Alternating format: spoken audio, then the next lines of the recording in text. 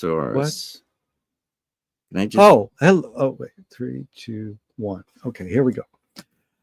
Hello, Global Theater. My name is Gerry Fialka. Today is May 20, 2026. I want to thank Rob Grant, his amazing podcast. I'm probably wrong about everything. Please subscribe. Also want to thank Steve Weisberg for introducing me to today's guest, Greg Cohen. Greg, what an honor and a pleasure. Thank you for being here for part. Hey, wouldn't miss it for the world. Yeah, well, this is part 2. We did part 1, December 26, 2025. He just walked away. Find people. There's not enough room. He can't be seen, and I can't be. So he comes over here, and then he walks away. Just in case you're wondering what happened there, I'm the translator. Yeah. So part 1, we covered so much, and that was one of my marathon sessions, 3 hours. They're usually 90 minutes. So I want to thank you for that. Oh, of course. And what I wanted to start with in this part was we discussed this term freedom at the end of part 1. Yeah. And Utah Phillips, who is a great labor activist folk singer, said anarchy is making rules for yourself and not other people. Who's entitled to make the rules? Well, this is a good question, and it ties into what I wrote you that I wanted to talk about today, which is, this whole question of ignorance and intelligence. Because rules and the concept of following rules is another way of dividing the masses between what's considered the intelligentsia and the working class, or the serfs, or the little ones. Yeah. So it's a good way to. I'm still there. Yeah. No, I wanted to make sure that's good. Okay, so it's a good way to divide and conquer. Yeah. I mean, in a way, you could say at best we make rules for ourselves so that we have lofty perches to reach for in our life, so it's not just free form doing from day to day, but a bit of a plan. So in a sense, that's one way of construing what rules could be. Yeah. But does that represent how the human mind really works? Yeah. Or are we constantly asking the human mind and the human psyche to do something that is not designed to do? This is the bigger question for me. This is the question that I'm asking myself all the time. And when I thought about the other day, there's no excuse for ignorance, which was a phrase that I heard while I was growing up all the time. You don't hear it today at all, but I guess it was originally coined by Thomas Jefferson. And this was in relationship to the justice system and the fact that you couldn't say, I can't be held accountable for my actions because I didn't know that there was such a law, or I didn't know that I couldn't do this. So you would claim that you were innocent because you were ignorant. Yeah.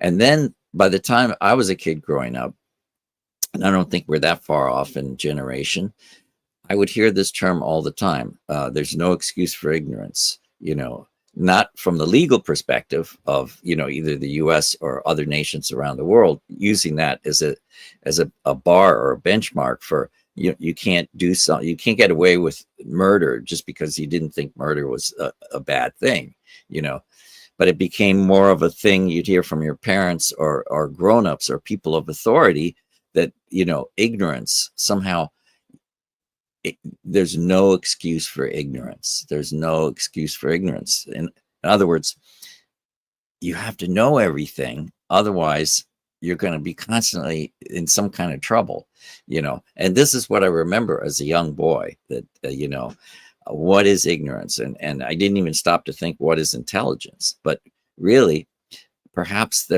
it's not a black and white type of affair.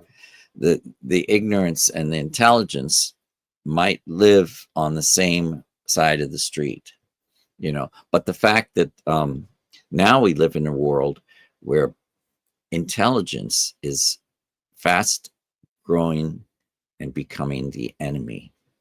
Becoming the what? The enemy. In other words, it's the dark side, because intelligence is representing this artificial intelligence and the fact that there's something out there that can think that any situation through more than you and get the answers right on all levels, at least what we think is right on a logistical platform. And so the idea of human intelligence is being belittled even more. And what I wanted to touch upon a bit today, and coming back around to your original question, artistic intelligence and artistic ignorance. I think that we're quickly moving in a direction where the idea of, we talked about this a little last time, that the arts and sciences are belittled, and the focus for most musicians, young musicians and artists, whatever they might be, fine artists, actors, dancers, you know, there's all sorts of idioms that can be explored in a beautiful way. What's happening is people are specializing more and more, just like doctors or lawyers specialize in a certain kind of, you know, like patent law, or, you know, I only work with the pig valves in the heart. And, you know, if you want some other kind of valve, you got to see Sid over there. We only do pig valves. It could be anything, but it's becoming specialized, and creation or creativity is becoming so specialized that whatever intelligence is or whatever ignorance is, it's kind of like in a gray, cloudy area.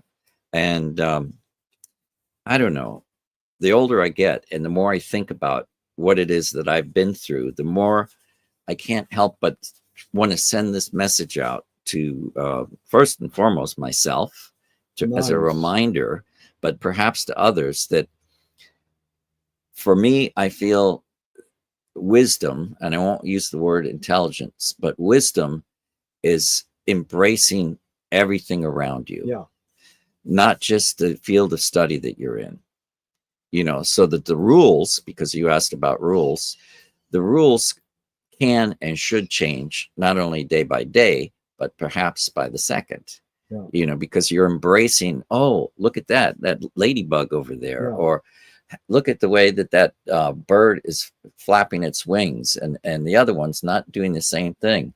Or listen to the way that this tenor player has gone on for 20 choruses, and I've had time to go out and get 3 cappuccinos in that period, or whatever it is that's kind of startling to you.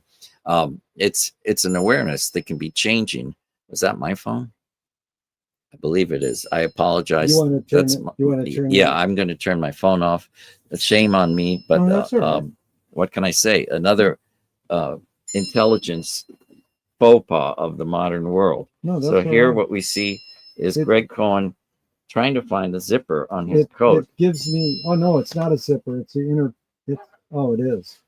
It is, it's not a faux pas, dude. It is like, how do you turn a breakdown into a breakthrough? Yes. How do you turn a rejection into a redirection?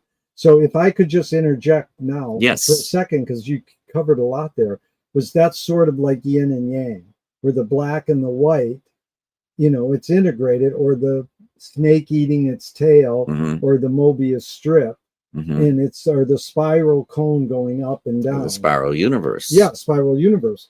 So I like that you bringing up the word wisdom, because McLuhan said understanding is not having a point of view. So if you can step back and have suspended judgment, oh, this guy went on too long with his solo, and you have suspended judgment, and personally you could go, I hated that he played too long, or I loved it. But when you're with one or more people, you try to suss out the big picture to see how that shaped our behavior. So, you know, that's to me, because I wanted to talk to you about the difference between understanding and experience, but that's upcoming. So this is the other thing. But rules is a good point of departure, because you know, so much of what you talk about, and I think maybe one of the reasons why you do these podcasts in the first place is that you are the kind of person that wanted to break away from the rules early on and seek a path that was not so rigid and represented freedom and represented social, if not democracy, perhaps social inclusion. It's a good way. I call it independent thinking or critical thinking. It's just George Clinton. Think it ain't illegal yet.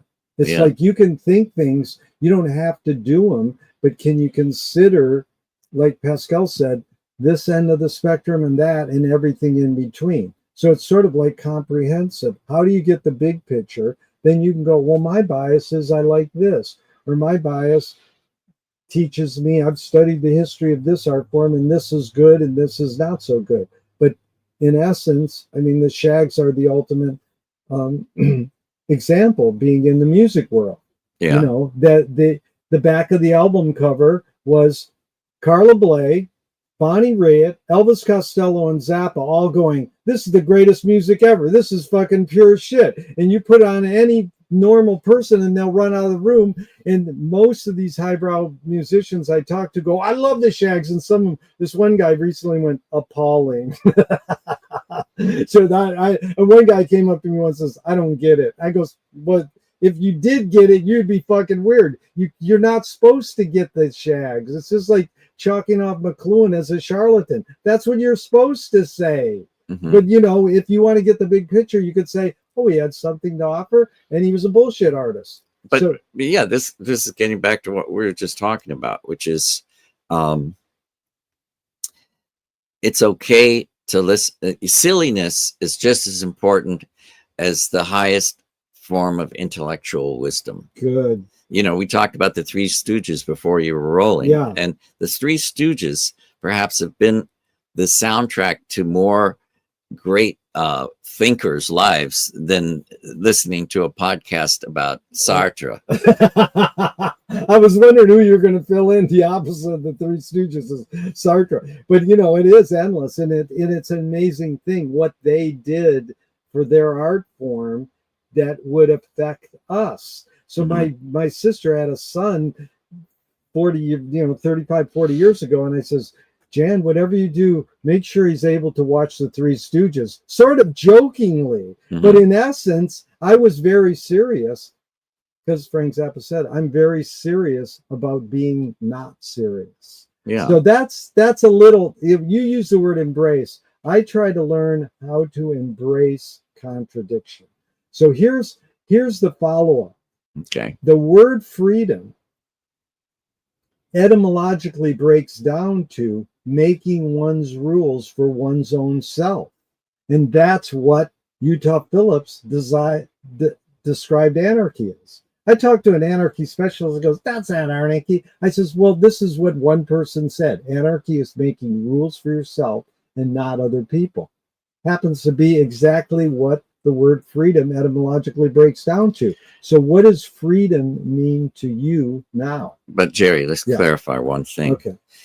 We are assuming by Utah Phillips's statement that the person that's made the rules for themselves knows themselves. Right. Exactly. That is the big snafu in that whole system. Yeah. How many people do you know actually really truly know themselves enough to even get into things like making rules that are lifelong and heavy-weighted decisions that will shape their lives and others? If I were to count, you know, I wouldn't get very far. Well, I mean, that's in a flux always. People make the rules for themselves. They go, okay, I usually get up at 8. I eat breakfast at 8:30. I mean, those are like guideline rules, routines, and rituals. That's the facade. So that's like saying, okay, my body, just the outermost layer, the peel of skin is the facade, which has all those rules. Yeah. Everything else, which is 99.5% of my body, has no rules because it is not the facade.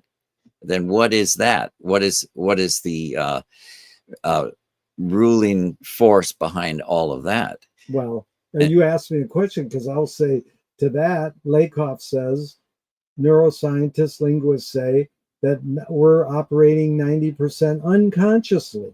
So is that what you're talking about? Exactly. And, okay. And I would say, Greg Cohen would say that I believe that the human spirit, or the spirit, I will say, I won't even say human spirit. I will say the spirit tells us what to do when we are ready to listen.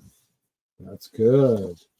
If we're not ready to listen, in other words, if that facade is keeping us in a cage or a prison, we can never get to the point where we hear ourselves, not thinking, but hear our spirit telling us how to feel, how to just take the steps through this life that's perhaps part of a bigger journey.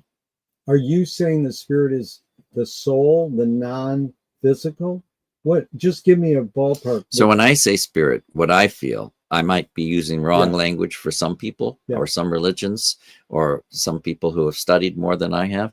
But when I use the term spirit or soul, I think of whatever the essence of who we are is and how we came into this world, regardless of parents, regardless of our development in social contexts that shape us, but the essence of who we are. And that essence is constantly being cloaked and kept down by things that we encounter in our life. It could be schools, it could be parents, it could be siblings, it could be your partners, it could be your job, it could be any number of things. So how do you get to the point where you just break all this stuff away and you say, okay, there's this facade, and then there's something beneath that that's telling me a strong message, but I haven't been able to hear it yet. And that message is really the direction that I need to go in. Beautiful. Is that intuition? I believe intuition is a part of it, but I also believe it's responsibility. Wow, that's really good. We actually have a psychic responsibility. Okay, now could I responsibility? Now, what you said was one of my favorite lyricists of all time in music is James Brown, and he says, "I've got a move that tells me what to do." So you literally says, tells me what to do, and you whatever you put before that, he says, "I have a move." So that's like George Clinton, free your ass and your mind will follow. If you start dancing, you might free yourself. Yeah, so this is just another affirmation that James Brown was the ultimate Arlecchino. What's that word? Harlequin. Oh, Harlequin. Okay. He was the ultimate performer of the Commedia dell'arte. Oh, I gotcha. He was the person able to dance, to sing, to write the music, and to keep the whole court at total focus. Yeah. He's kept the whole court of pop music in total focus even after he died, because that move was so strong. All of those moves were so strong. You think about Michael Jackson or whoever, they all just directly stole from that. But he got his shit from Hank Ballard, and he would admit it. And then, no, the best is King Sunny Ada's in Africa. And he's playing this funk music and great music. And they go, "Where'd you get your sound from?" He goes, "James Brown." Then they go up to James Brown. They go, "Where'd you get your sound from?" He goes, "Africa." So it's full circle. But, James Brown says he got it from Hank Ballard. But I see what you're saying. I mean, you're saying the exact. It doesn't matter, because it doesn't matter. It's the passing of the torch. Yeah. There's so many tap dancers in Harlem. Yeah. From very early on. And did they ever get their due? Did they ever get their respect? I remember the first time I ever played a gig, an extended gig in Europe, was in Messina, Sicily. Yeah. And I went there thanks to the late, great Eddie Davis, who was the banjo player and music director for Woody Allen. And Eddie was like old school Chicago. Yeah. musician. I mean, he played banjo, but he also played guitar. Yeah. He wrote songs. He sang great. Yeah. And he was a character. There's no two ways around that. Yeah. He was a character. And so he wanted to put together this thing. It was actually for the dawn of that area of Sicily, the sounds of New York. So there were break dancers at the time. There was like a New Orleans jazz band, which was, you know, kind of like the trad jazz thing that was going on in New York at the time. Puerto Rican band, a Dominican band, a Cuban band, a bebop band, you know, and then these Harlem tap dancers. There's actually just one guy, and then somebody else who was playing drums or something. But he was quite old at the time. And here we were in Messina, Sicily. And here we were playing for the Dawn, where the best food in Italy could be found at his hacienda, or whatever you want to call it. You know, everything fresh, everything prepared, takes days. So he's got this old-fashioned trunk, you know, like this suitcase with the straps around it, you know, made out of metal. And he was pretty weak at this point, but one of the bellhops from the hotel picks it up, and the leather strap breaks, and it's probably been on that suitcase for like 70 years or something, and out rolls a hot plate with US power cord, which can't be used there, and about 32 cans of succotash, Libby succotash. You know, here's this dude, is, you know, incredible tap dancer from Harlem, who brings to Italy 32 cans of Libby's succotash because he needed to save money in order to take the money that he made there and pay his rent in Harlem. You know, is a kind of a poignant and sad statement for me at the time. And then the hot plate, which he couldn't use because he didn't know they had a different kind of electricity there, you know. So the whole thing just got me thinking about, you know, okay, there's James Brown and there's all these people, Michael Jackson, you know, then how many homes, how many wives, how many this, that, and the other thing. And then there's the guy that really comes up with the shit in the first place, who's eating succotash in Italy because he doesn't want to spend the 50 cents on a slice of homemade pizza. What a story. That was amazing. So Eddie Davis was putting this whole thing together. Woody Allen's band. At that time. How many years you play with Woody about?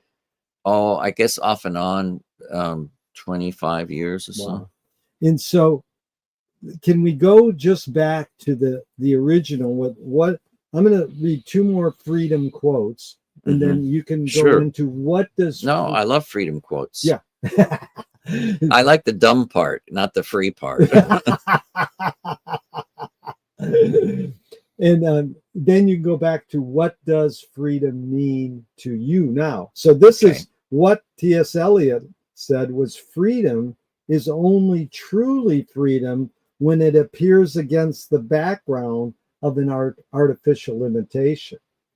And then that caused McLuhan to say, how are you to argue with people who insist on sticking their heads in the invisible teeth of technology, calling the whole thing freedom? Those are both beautiful statements. Yeah. And if I may digress for a second. Sure, digress. We're open. This kind of goes back to what I was originally saying. Those are beautiful statements that have to do with thinking. Yes. And this whole idea of intelligence. Yeah. Or intelligentsia. And does it, I can't help but I get to the point that does any of that matter? Yeah. I mean, sure it matters, and it's important to read books, and sure it's important to be educated, and sure it's important, all of it. But maybe there's nothing more important than finding out how to educate yourself as the human being that you came into this world to be. Yeah. You know, we all have our own thresholds. We have our own limits. We have our own destiny about what we can and should do. It might not have anything to do with T.S. Eliot, as great as he was. It might not have anything to do with James Brown. It might not have anything to do with Gerry or me, you know, which is great. But if you can tap into what your destiny is, what your path for learning is, it does not have to be intellectual. It does not have to be exclusory. Yeah, exclusive. Is that the right word? Inclusive. Exclusive. Inclusive or exclusive. Exclusive of anything. Yeah. It can be just like, okay, I'm checking this out and I'm sort of shaking my head, like so many people who don't talk, they just kind of shake their head or say, or whatever, maybe that's enough.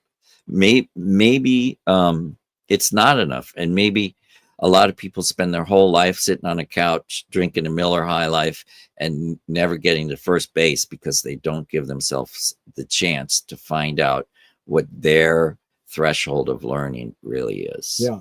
I when I do my discussions in public, I will go, okay, we're going to go round robin with this question. And if you want to say pass, you don't have to. And I got to this one woman once and she just went like this. No words. She just did a gesture, passing. I go, see, you don't even need to use words.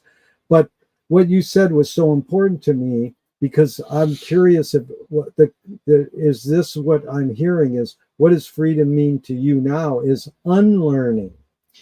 Is that sort of what you're saying? It's maybe the opposite of that, Gerry. Okay. For me, and I'm kind of a weirdo, so if you look at the world through my perspective, I can only pray for you. I have a weird perspective, but I will say from my vantage point, freedom is a lot of things, but maybe most importantly, freedom is the ability to be in the moment as the sun rises with each new day. Okay. Let's be here now. Live in the moment. Yeah. Okay. But that moment has a reset button. So oftentimes people give up on their freedom because their day was full of shit completely. And there's just no way it's going to get any better. But if as the sun rises, even if you're in cloudy Iceland or something, the sun's rising somewhere. If you can say, okay, I'm pushing that restart button and freedom has just given me its face again. Yeah. I don't have to say it's never going to see me again. Yeah. It keeps coming back for you as an individual because I believe that we're all blessed, even in the mouth of strong and difficult times. We are blessed because at least we know that they're difficult times, and we're here to calculate that. That's like study the patterns and get a big picture view, comprehensive. You can study patterns, or you can just say, I want to be feeling the here and now and know how to negotiate for myself in the here and now. Yeah. I mean, it's the same philosophy I have in music. People ask me, why don't I think about chords or numbers or whatever? And I say, I need to be free to negotiate the feeling of distance for every moment that I'm in musically. That's great. So is there a difference between stupidity and ignorance? If there is, what is it? In my preamble to that is someone said stupidity is the building block of the universe. That us not knowing stuff is how we build the universe. How that is the human condition. In fact, someone said AI is important because it's bringing people to the awareness of what does it mean to be human. That's what we're trying to say. So is there a difference between stupidity and ignorance? I would say there might be, but I'm not going to try to figure out what that is right now. Yeah. I would say both of them, for me, have to do with me believing somebody else before I believe myself. Yeah.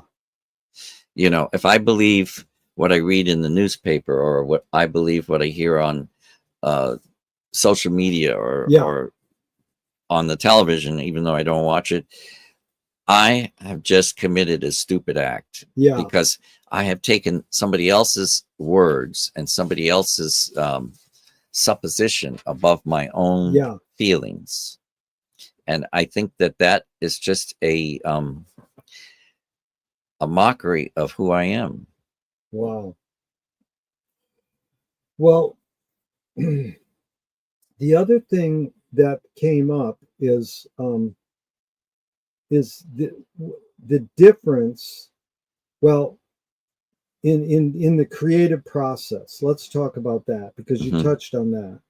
And Henry Darger was an outsider artist. He didn't know maybe what he was doing, but he made art for 30 years. You know him at all? He's the janitor in Chicago. Oh, yeah. Okay. So he was asked as he's dying, why don't you tell us about this? Because they found his art. He says, it's too late now. Now, it could have been interpreted, it's too late now. I was going to destroy it all because I didn't want you to know I was doing this. Or he could have said, it's too late now. You're going to make $1 gazillion off me, kick me back some so I can go into a better hospice care. You know, probably was, he didn't know what he was doing. He was just driven, like some musicians and artists who I interview go, I just have a compulsion to do this. You know, well, how do you separate that from paying your rent? You know, I can get paid to do this and I can express myself. Or it's Auden, the poet, saying the mystery of art is that we don't know if it activates or pacifies us. So is there a difference anywhere in that conundrum? Like, is anything you want to say about that? Mainly the Auden thing. Is the mystery of art is that we don't know if it activates or pacifies us. Is it HW or WH Auden? WH Auden. I think it's WH. Yeah. It's WH Auden and not HW Auden. Yeah, I think it's WH. Yeah.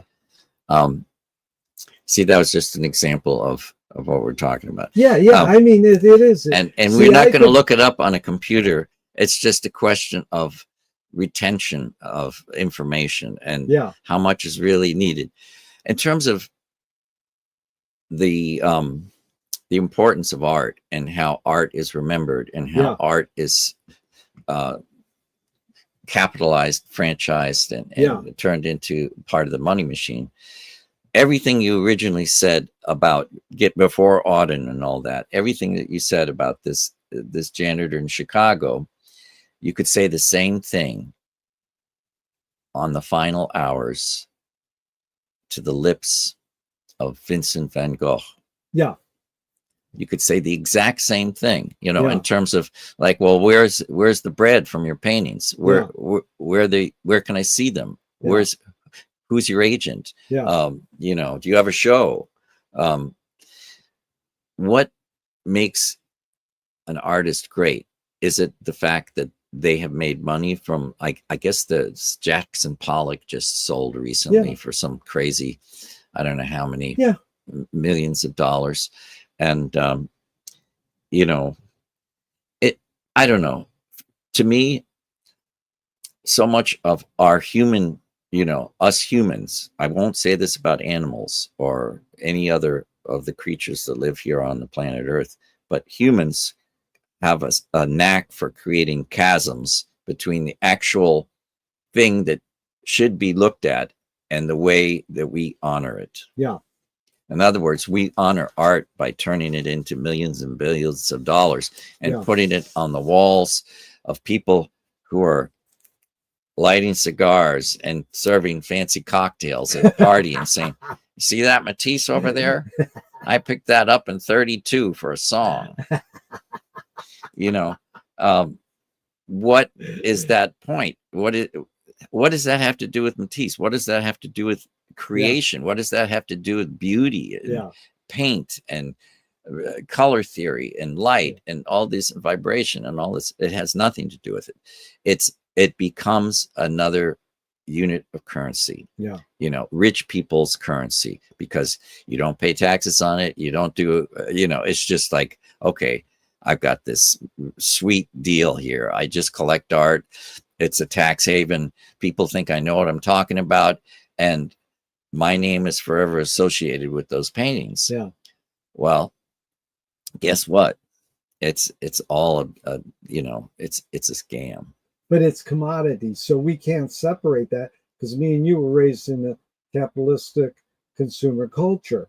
So we can't separate it. I'm going to go make music and not care about anything. We can, like Charles Ives, go, dude, I'm going to have a good job selling insurance, but I'm going to make my music and separate them. So he was an exception to the rule. One of the only exceptions to the rule. Right. There's always exceptions, and I appreciate what you're saying, but it's like, is there a difference between entertainment and education? Because you've taught music. Yeah. Yeah. And my mom was an artist, and I have to throw this in, because this dude who on his deathbed is being told that your artwork is great and blah blah blah, did you know that you had this ability? And and he says it's too late now.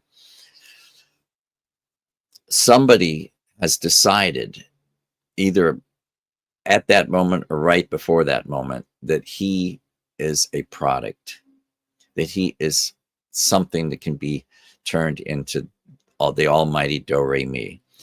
But the majority of all artists, regardless of whether they're folk artists, I would call people like that folk artists, outsider artists, instead of outsider, because they're probably not outside at all. They're inside their spirit more than you and I. That's right. They're not outside. Yeah. They're folk artists. Yeah. They are being capitalized upon. Yeah. And the average artist, who might be almost as good as a Gauguin or a Matisse or a Rembrandt, does not get the chance because they are not a commodity. My mom was a great artist. Yeah. And when she passed away, we had all of these paintings that I couldn't give away, because she did not have a history of record sales or enough shows or in enough museums. Even if you have some, it's okay. Yeah. But you can't, that's not enough to sell a painting. Yeah.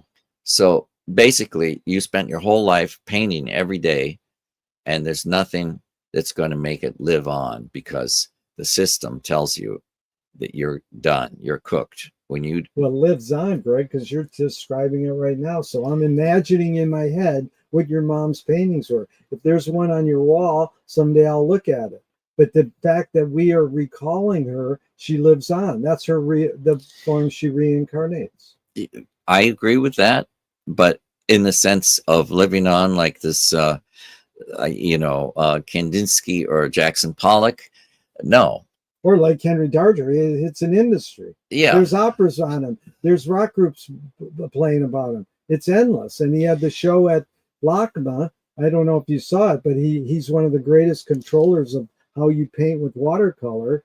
And they were beautiful, like Matisse-scapes of nature. And then there would be these little girls on the hillside with little penises, and blood was squirting out of their heads. So everybody would go, this is beautiful. And they look at that and go, ah!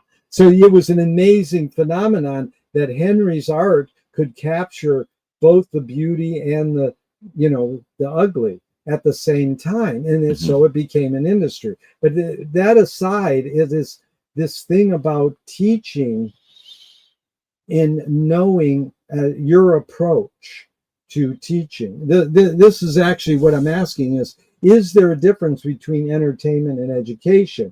It's like setting up a distinction between didactic and lyric poetry on the ground that one pleases and the other one teaches. Is it true that whatever pleases teaches more effectively? So that's the basic question is it true that what pleases teaches more effectively? I can speak for myself on this topic. The things that please me don't teach me much of anything. Right. You're saying whatever displeases teaches more effectively? Yes. I've had that answer sometime. And you want to suss that out, because why do most people, so you're the only second person who said that. most 80% of people say whatever pleases teaches more effectively. I'm not saying either way is right or wrong. The steps to becoming an artist or scientist or whatever it is that you love to do are usually not easy ones, and they're not going to please you. Yeah. It's toil. It's hard work. It's stuff that you don't want to do, but you know, if you don't do it, you're just going to be a turd in a punch bowl. You know, so the only way that you're going to climb above mediocrity is to do things that you don't want to do. Yeah. So of course it's not going to please you. Yeah. But after you've gotten to a point where you can kind of say, all right, you know what? I just played a gig and nobody hated me. And in fact, some people liked what I did. I'm going to sit down and watch the Three Stooges and eat some potato chips. This pleases me. To like reward yourself? No, just to do nothing. To just be a blob. Veg out. To be a blob. Yeah. You know. Yeah. I got you. Yeah. And that might please most people more than any kind of T.S. Eliot or any kind of highbrow. Comparing one philosophical concept to another. Yeah. Most people I know just want to turn off everything and just sort of be like this. Yeah. Yeah. You know, to some degree. Yeah. That's a little over the top. For me, what it is, I don't watch TV, but I study all the time. So my eyes aren't great. So it's really hard for me when I'm studying a rock or something. I'm looking at it like this and I'm using magnification. And after a while, I get tired and I just put the damn thing down and I say, okay, it's time for, you know, some chips and guacamole. To relax. Yeah. And I'm going to just look at the squirrels jumping out of the tree. That's amazing. Because when you brought up Matisse in this painting realm, either Matisse or Cézanne said, when you paint a painting and you stick it in the bushes and it blends in, it's a good painting. So it's like this thing of Vermeer was written up in New Yorker. And this art critic, Andrew Graham Dixon, said, Vermeer painted for the same reason that people pray, to make things come true. Can humans make things come true? They do every day. Yeah. They might not think about it, and they might not say, I'm going to make something come true, but that's what the outcome is. You know, it might not even be something that they like. Yeah. But truth isn't always satisfaction. Right. Well, you want to suss that out? What is that? So truth can be a bitter mouthful of your past, your present, and your future that you don't want to look at. Yeah. But that's why it's truth. Yeah. So oftentimes the things that please us, we've sort of swept under the rug the idea of looking at truth or what we might need to look at in our lives to rise above our particular situation.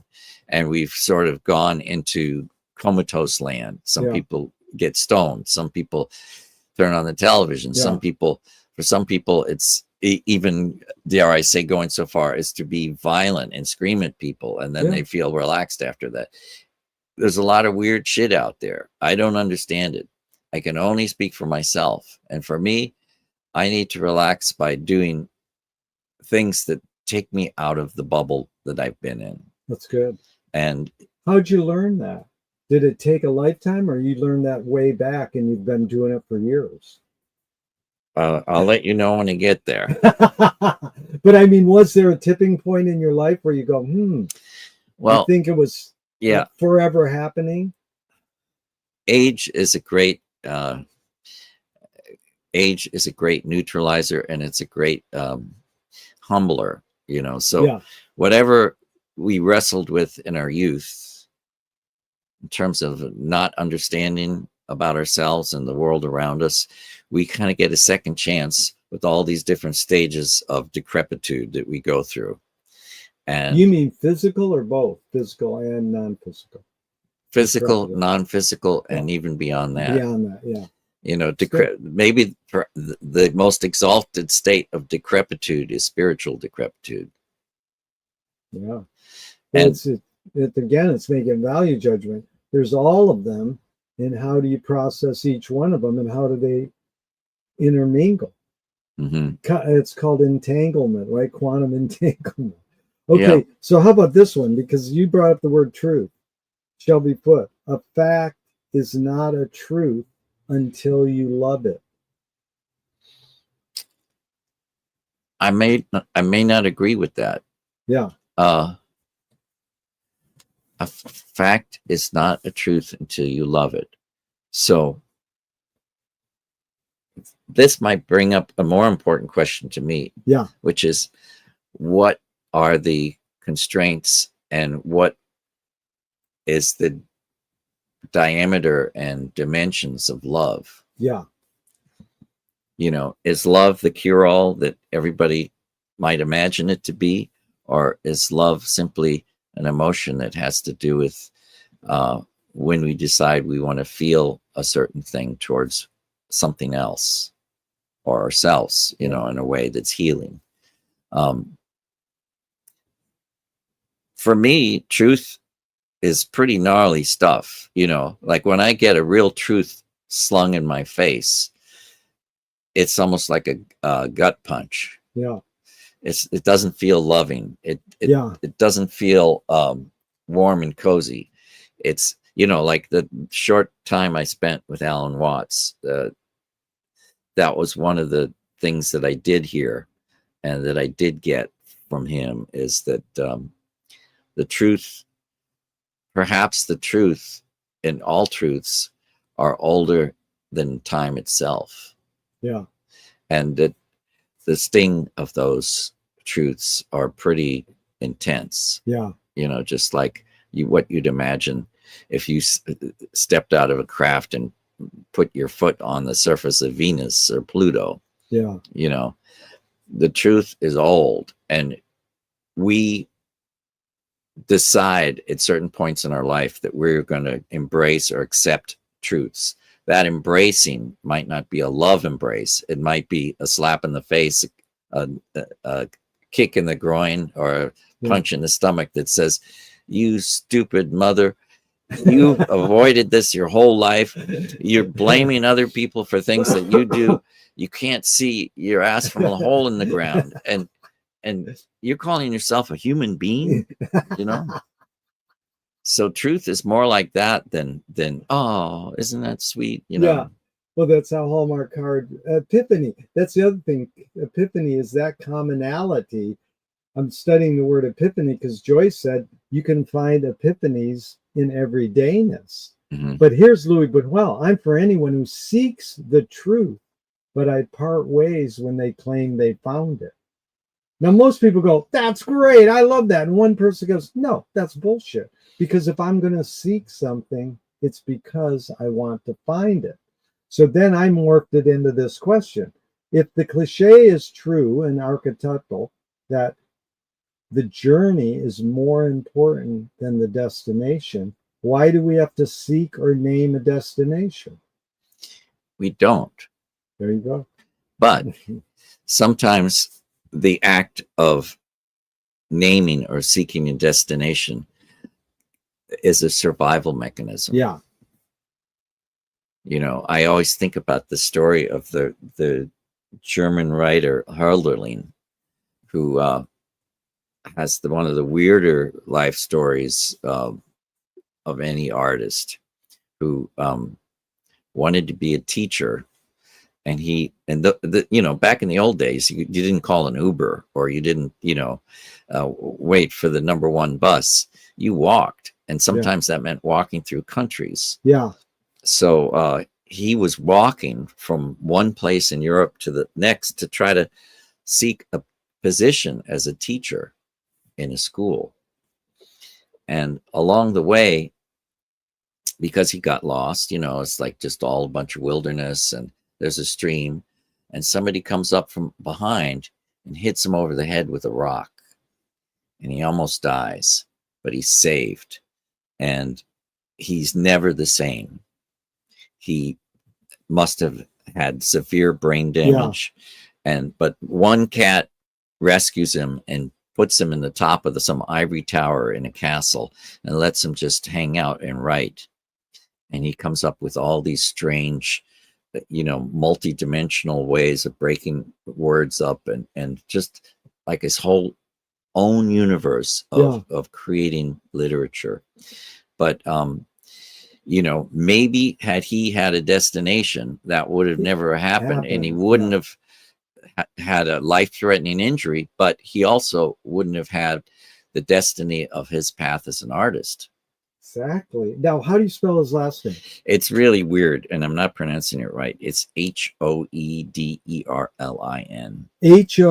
Hoee. No, H is either HOE or HO with an umlaut. Yeah. Hoederlin. DERLIN. Oh, DERLIN. Thank you. No, that was brilliant, because it is the follow-up is most people go, because we need a focus. And I'm like, well, what about these people who sat in Paris in the 20s and they just sat and chilled out and drank coffee, like Hemingway and Picasso and Joyce, saying, hey, you can find epiphany in everydayness. And they're called flaneurs or psychogeography. And you just wander aimlessly, like this guy was. Maybe he wasn't aimless, but he was just wandering, and then that happened upon him. So that truth, this idea of truth is forever in flux, and here is Eartha Kitt. Truth is a theory that is constantly being disproved. Only lies, it seems, go on forever. I think the key word is it seems. That lies go on forever. Truth is constantly being disproved. Now, Proust asked this question: on what occasion do you lie? So I'll ask you, on what occasion do you lie? Well, I could say this about that. Yeah. I'm speaking like a politician now. I did not inhale. Eartha Kitt can sing her ass off, so she can say anything she wants. Hello. Who is the other dude you mentioned? Proust. I don't know if he could sing like her. So I'm going to have to go with Kitt. Write pretty good. But he's saying, on what occasion do you lie? So yeah, you can react to Eartha. It's a non sequitur. Yeah, you can do whatever you want. I look at it different than both of them. Yeah, but I guess that's because I don't have I'm not educated in that way. But I would say truth exists without us or with us. Yeah, and I got you. And again, we're putting everything through this lens. Yeah, or putting it. We're minimizing it to a drop in a beaker that then goes onto a petri dish of only humanism. Yeah. And truth exists in all sorts of living creatures. We tend to think of truth as a human expression or a human concept. Yeah. It's not. But as humans, we fucked up the truth more than anybody else. You don't see animals messing with the truth. They either attack you or they don't. They're either hungry or they're not hungry. We are the only people who dare to challenge the truth and to camouflage the truth so that we can do evil onto our fellow man or to other living creatures on this earth. Well, there's so much there, because Picasso says art is a lie that tells the truth. In Nietzsche said truths are illusions which have forgotten they are illusions. Yeah, I mean, it's snake eating snake territory you're getting in. Yeah. And you asked me, do I ever lie? Of course I've lied, But on what occasion do you lie? Well, the younger I was, the more I lied. And I can say this with great certainty. I'm just lying. That most of the time when I was really young, I lied because I didn't want to get in trouble. Right, exactly. I was worried about getting spanked or losing my privilege or whatever that, to be able to go out and play music with my brother and the other kids on our block, my freedom would be jeopardized by telling the truth. That's back to that freedom word. Amazing, Greg. First of all, I got to thank you for being here with me. You teach me so much, and I'm really appreciative, because Tom Waits, this is a question that's asked at the back page of every Vanity Fair to celebrities. And this one woman who dresses the stars, she goes, "On what occasion do you lie?" She goes, "That's called manners." So most people go, "On what occasion do you lie?" Not to spare someone their feelings. You're like, "How's that cake I just baked?" "Oh, it tastes great." You just lie so you don't want to hurt someone's feelings. Here's Waits. "On what occasion do you lie?" It says, "I didn't know I needed an occasion." Which is a brilliant comeback, because I do have people in 40 years going, "I don't lie." And I'm like, okay, you do lie. But one of my favorites is I don't want to lie to myself. You know? And that's like, well, then you're setting up this like gatekeeper in yourself.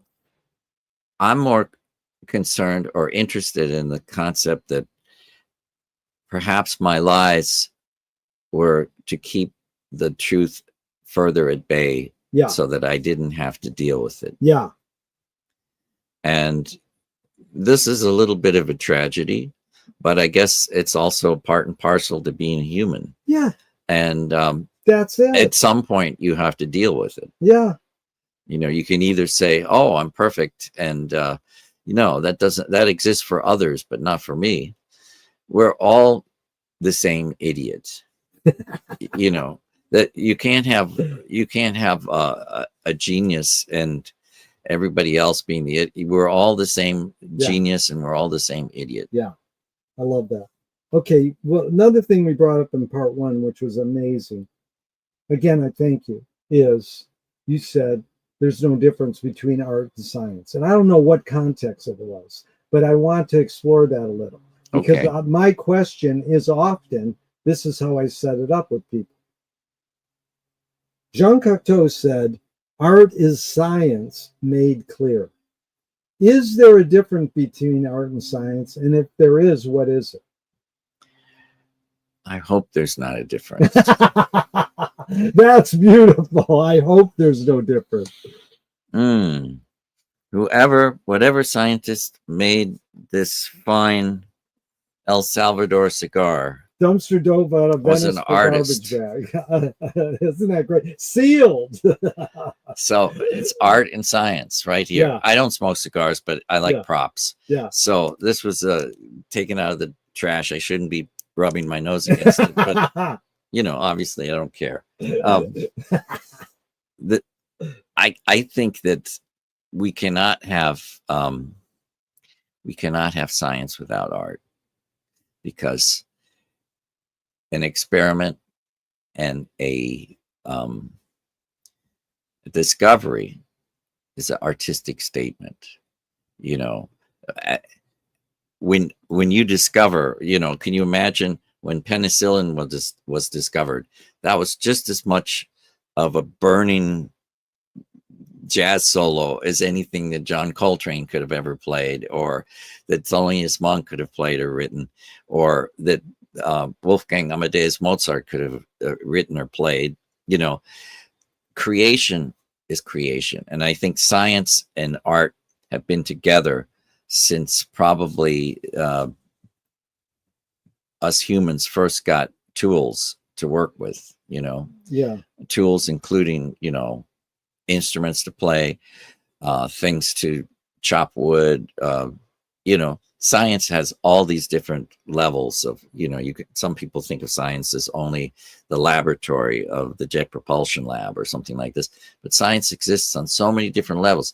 Who's to say that the science that's happening in the innermost forests of Borneo is not as important and not as critical to the future of our existence on the planet Earth as something that's happening now at Caltech in Los Angeles? Yeah. Nobody can say that. And perhaps it's not true if they did say it, because more and more as we become further engulfed in the 21st century. We're finding out that plants and odd things from the depths of the forests of the Amazon and Indonesia and all sorts of various places around the globe are what has been used to fight things like cancer and chronic illness, and ways to develop medicines that can make all of us have a chance to survive cataclysmic things that come up in our life. Yeah. And science has existed before we have. Yeah. We just have to come around to the point of discovering it. So that discovery process that's a part of science is also the main thing that fascinates me about music. What if I hear music and I don't hear discovery, if I don't hear creativity and discovery, I just hear blah, blah, blah, blah, blah, blah, blah. Maybe like what a lot of people are listening to me right now that might not speak a lot of English. They just hear, as Greg Cohen, blah, blah, blah, blah, blah, you know, it just is white noise. That was great. You were talking Finneganese there for a second. That was pretty dang good. But you said a statement I would love to backtrack. You said science was here before humans. Yeah. Was art here before humans? Oh, definitely. Think about the first volcanic eruptions on the surface of the planet Earth. Yeah. It's both science and art. Yeah. Okay, here's a couple quotes to just jump off on. And this first one is the word jujitsu. So it's this push and pull. So these kids, their parents were in Hollywood and they came to my Finnegan's Wake reading club and they go, yeah, we're judo and jujitsu. We learned you don't even fight the fight. The best warriors don't even fight the fight. I goes, that's amazing. So I did the etymology on the word jujitsu. In Ju means softness and gentleness. Jutsu means. Tell that to the Christians. Just kidding. I love it. Jew, like Woody Allen. Jutu. And then jutsu means art and science. So this push and pull way of the world, the yin and yang, soft and gently, is art and science. So I love that what Cocteau said, art is science made clear. It's cute. But here's McLuhan. When we push our paradigms back, we get history. When we push them forward, we get science. What's your take on that, especially bringing in this word paradigms and history? Because you want to talk puns. How about George Clinton? Brother, can you paradigm? That's beautiful. Wants to build a railroad. Yeah. Yip Harburg, right? Yep. Oh, he's a Yip Harburg was the lyricist for all those great songs from Wizard of Oz. He is amazing. And many other great songs. So this idea, when we push our paradigms back, we get history. When we push them forward, we get science. So let's stop for a second and breathe. Just take a moment to breathe and to consider a parallel or negative universe where time can move backwards. Yeah. Or that perhaps the time that we're in now is not necessarily the time. Yeah. So when you talk about that quote, say the quote one more time. When we push our paradigms back, we get history. When we push them forward, we get science. This is science, a straight line going forward and back. Yeah. This is science. Sine wave. A figure eight. This is science, or a circle or an oval. Or a spiral. Yes. So time, perhaps, I'm not going to be quoted on this, but perhaps time is moving both forwards and backwards because of this concept that, you know, the other side of the black hole can represent time that has existed, that still has the chance to emerge from out the other side and be moving forward. So I wouldn't want to cast any kind of judgments on that statement. Yeah. History and science, if I stop and think about history and science, I would say if I'm going to learn anything from history, it's perhaps me knowing history and saying, okay, the history that I know has to be alive in this moment that I'm alive. And the history that I've read and know in this moment has to be the history in this next moment that's going to be. And the outcome of my life can change my history and perhaps others, but perhaps only me. Yeah. So history is a moving, it's like a moving meter. Yeah. So my history is different from your history. Yeah. When we talk about the history of science, you can, people still to this day believe that the earth is flat. Yeah. And a lot of a whole world of things that go along with that really put us back before the Stone Age. And that's interesting. Why? What causes that modality of thought? I don't know, but I find it interesting. And I think that I can only work on my own sense of history, my own sense of science, of what I've learned so far.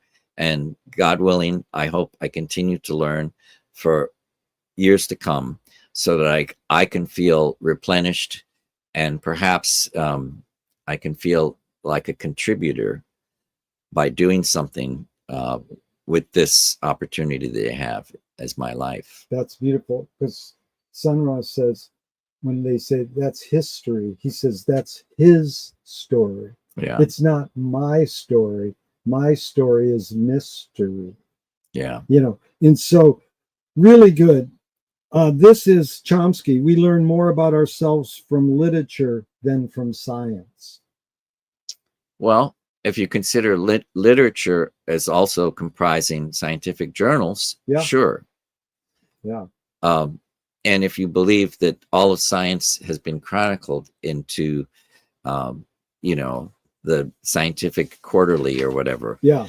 maybe the most important things that are to come in science will never be written down. Yeah. That's it. So here's Arthur Clarke. Any sufficiently advanced technology is indistinguishable from magic. So basically, there's a few words in there. Just our tools, our technologies, are they indistinguishable from magic?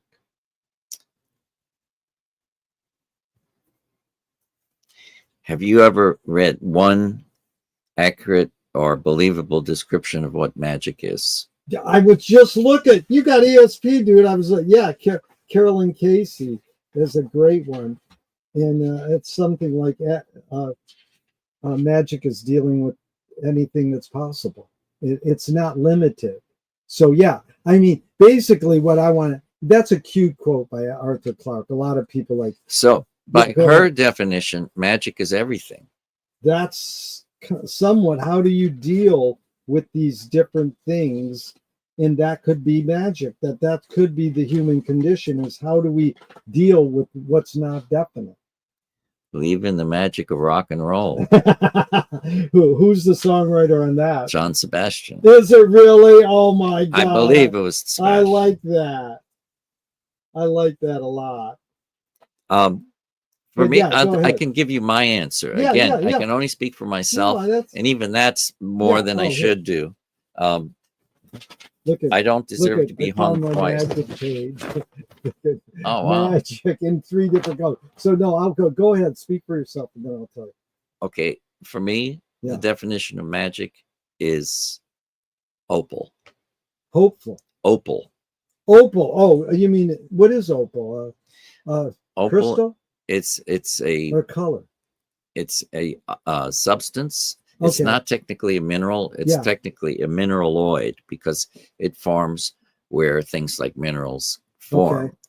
But it has this play of color. It has light passing through it. It has patterns. And when you look into a great opal, at least for me, that is the moment I say, whatever this thing that we talk about magic is, I just saw it. Wow. I can't describe it's basically a rock. I can't describe it, but I can look at it. Yeah. It's right there. and I'm looking at this friggin' opal, and that's as close as I'll ever get to magic. That is amazing. Okay, we're going to go on a divert for a second there, but this is Carolyn Casey's quote. Magic is the willingness to cooperate with everything. Mm-hmm. That's what you say. Yeah, So, lead your own life. yeah, that's pretty good. I mean, your magic, Yeah. if you believe in the alchemical worlds of Yeah. you know, every important era of time, Yeah. you believe that, yeah, we all have our own magic, and we can either choose to acknowledge it and to live it, or we can call it the devil's play. Yeah. Great. That's both ends of the spectrum. So before we go into this divert, I wanted to give you, this is what I think is important about maxims, aphorisms, quotes. You're the get master pissed. of those, by the way. People get pissed at me sometimes. They go, put it in your own words. Fuck that. Why are you just reading these off? So I think the importance of them is you might have something you learned from someone saying, like Zappa's song where he goes, nothing is what I want. That's a cute little quote. Nothing is what I want. And this is true Zen saying. And so how do you reword that? How do you take that further? So Robert Browning, the poet, said, our reach should exceed our grasp, or what is heaven for? And McLuhan reworded it and says, our reach should exceed our grasp, or what is a metaphor? So it's funny, it's a joke, but it's like, yeah, we don't need no stinking badgers. we don't need no stinking aphorisms. That's a good one. And so here's Warren Ellis's rewording of Arthur Clarke. Any sufficiently advanced civilization is indistinguishable from its nature. One more time. Any sufficiently advanced civilization is indistinguishable from its nature. Where is this advanced civilization? You know, you're a master at this because the purpose of this series, Greg, is to invent new questions. So you answered a question with a question. So that's good. Now here's Bruce Sterling. Any sufficiently advanced technology is indistinguishable from its garbage. That's nice. That is like, you know, what is garbage? What is technology? Yeah, the real byproduct of technology is garbage. You know, when you think about it, is because our technology. What time is it? It's 3:30. 3:33. It's 3:33 p.m. here in Los Angeles, California. Yeah. Right now, in the year 2026, on a sunny May, whatever it is day, we have technology is advanced to a certain degree. Yeah, we are producing things, especially things like iPhones and computers and television screens and microwaves and all sorts of things, security systems, blah, blah, blah, blah, blah. All of this and the garbage that all of this produces, all of it will be antiquated in 5 years. It will be even more garbage. So it's not just the garbage that's created to make these pieces of garbage, but then it becomes garbage itself when technology decides that, oh, iPhone 11? No, you don't want that. You need the iPhone 27 with 10 cameras and, whatever. Marital aids. Yeah. But look at it. Here's Malame. Everything in the world exists to end up in a book. Books aren't obsolete. Dude, I can still dumpster dive books that are 100 years old with no cat poop on them. Yeah. Literally, I can dumpster dive a thumbnail and it might not be able to be played because there's no thumbnails. But a book, in my opinion, is the ultimate art form because it will last forever. Fahrenheit 451. Yeah. Ridden right down the street from here. By the way, it's May 20th. Oh. So here is Joyce. Joyce who? No, oh, I got to go back. When you said black hole, can I just yeah, interject Joyce, something? you know what? Of Give the course. reference to that. I understand what people are giving you shit about, with your quotes and Yeah. aphorisms Yeah. and all this, but I can't help but think I would love to be able to have a third shot at talking to you, where all of your quotes were yours, and Yeah. the person listening to your quotes was James Joyce and Browning, and they go, hey, you ripped me off. Yeah, and even if they're not here, the little puppets or Yeah. something, so they're your audience, you Yeah. know. So in a sense, it's the child is a father to man. You've spent your life collecting these aphorisms and sayings and wisdoms, really, but there is no greater wisdom than you as a person. Well, that's how do you process? And I go to one of my heroes is Harold Bloom. He can lay out a quote. Here's Crane's poem on this, but he doesn't settle for, well, this is what we've sort of accepted this person is saying. He tries to take it further. Like Newton, you stand on the shoulders of giants and take it further. So it's like, how do we stand on the shoulders of Captain Beefheart and take it further than him? We don't stand on his shoulder. That's the secret. We don't stand on his shoulder at all. Right. Because, everybody who is that much of an individual, sure, the tendency is that you want to be their audience, but maybe it's more interesting to just be their friend. It's exactly or confidant. That's what I'm doing. People go, quit dropping that name. I goes, I'm just saying that name so it might encourage you to go read that person's book. So I'm just a promoter of literature, basically, in music. But I understand the complaint, and it's totally valid. And so it is this McLuhan talking about Joyce, because you said Joyce who, which people don't know. When Don Van Vliet was asked about literature, and he goes, well, what do you think of Nabokov? What do you think of Philip Larkin? And then he goes, what do you think of Joyce? And Don goes, Joyce who? Did you know that? No, that's beautiful though. But why? That's amazing. You didn't know that? I didn't know that. Oh my God. No. And then did you know this one? When you said black hole, I was thinking of the Big Bang.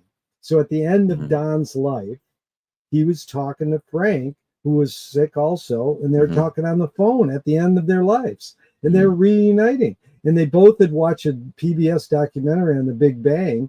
And Frank goes, Don, what do you think came before the Big Bang? And he goes, the big. The big. He's talking about Zappa and Beefheart, by the way. Yeah. And so here's Marshall McLuhan on Joyce.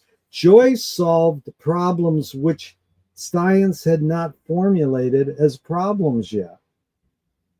So this is what Tony Conrad says, Art, worked with Lou Reed, your guy, and helped form Velvet Underground before it became Velvet Underground. He was with Tony Conrad, and he says, artists break rules that haven't even been made yet. Yeah. So I'm just your thoughts on that. Okay, so we're getting back to the rules, which is where we started from. Yeah. And I want to put this in an inclusive way. Information about anything, information about artists, information about history, information about science, and however you want to think about being informed is a great thing. It's better than sitting around on your tuchus and zapping flies with a fly zapper. Maybe that's fun too, and maybe there's some wisdom in that. But I firmly believe for myself that all this information, we can talk till we're blue in the face about anything, and that's great, and I enjoy it, and it's a form of entertainment for both of us, I think, because it sure beats the hell out of the 17th time we've seen the 13th episode of Gilligan's Island. Dude, I don't watch TV either, but I do watch stupid YouTube shit. But it's entertaining for me, but it's also I think I'm on a path to just learn new things. So that's Yeah, why I interview people. I'm joking with you. I'm joking with you. So I know that you're reading Joyce and all this stuff.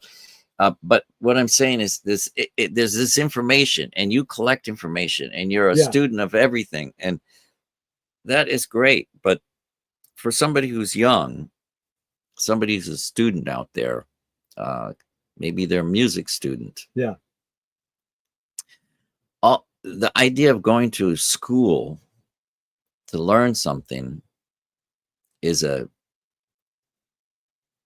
tragedy. Yeah.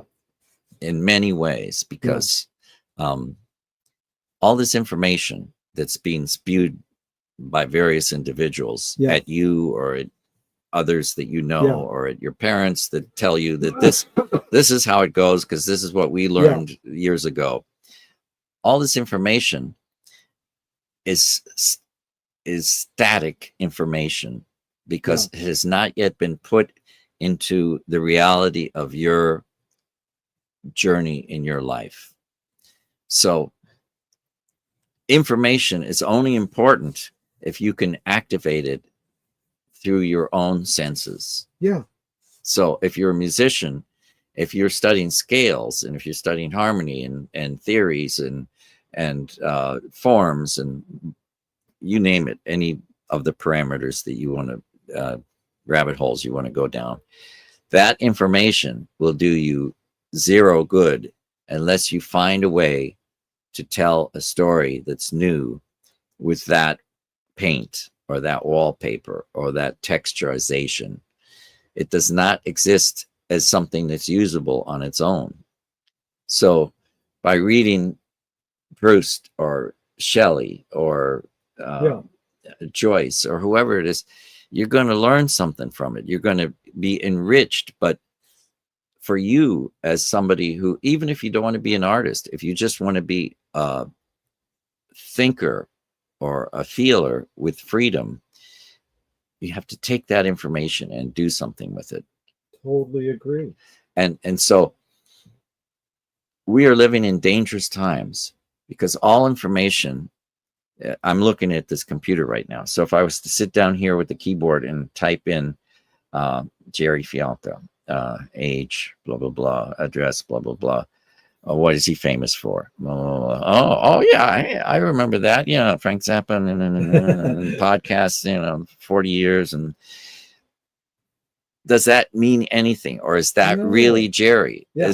It's just nothing. It's nothing. Yeah. So now we live in this time where the information that you seek is on this little chip that's in front of you. And that ain't it. That is not the gospel. That is not reality. Reality is being a bricklayer and feeling your backache after 12 hours of laying bricks, which is what the same taskmaster type of course that you'd have to be on to take all the music or all the art that you've been studying and put it into context of your life. Yeah, no, I agree with what you said is perfect because it's what you do with the information or how you process it or how you forget about it. Mm-hmm. Back to Harold Bloom, he says, you absorb your influence, then you abandon them. So how do you abandon it? So in defense of Gerry, I have to say, he is a clearinghouse of information, but he's taken that information and created who he is with it. And maybe that's the big point that I was hoping to make today is that everything that you input, everything that you take in is information. The enemy is taking that information in more than once. The enemy is thinking that information is available somewhere else all the time. Yeah. We have to take ownership of our own life, our own destiny, our own path of creativity and longevity and interfacing with other artists. And it's my belief that the best way to do that is to collect all this information and never let it go. to think of your corpus delicti as a prison, or better yet, as a parameter that is housing not just intelligence, but spiritual guidance, images, sounds, textures, weird things coming out of the night and out of space, and it's all swimming around in this crazy ass pool of enlightenment that then can take shape as your art. It's not something that you can access from Google, or not something that you can ask AI about. It has to be distilled within you, which means, you asked me before about John Zorn and what John Zorn's up to. I get this question a lot because I think he's done so much, and he's such a creative force and prolific. But he's an example of somebody who's done that. He has every form of digesting music and art around him 24/7 to constantly nourish and reinvigorate all of the senses that go into the creation of that art. And I think that's true of many great artists, or even thinkers. Alan Watts was also somebody who had books everywhere and things that were sort of talismanic and totemesque to keep him on a certain tangent. And a good sense of humor. Oh, very. And actually, he says amazing thing, like Dylan and Zappa both say. He's an entertainer. No, he's an Eastern philosopher, Western English guy who brought Eastern philosophy to the West. Yeah. And he did it as a stand-up comedian, and he loved women, and he drank a lot. So all the power to him. I mean, he must have been a stand-up comic. How many gigs did you do with Alan? About? I don't know.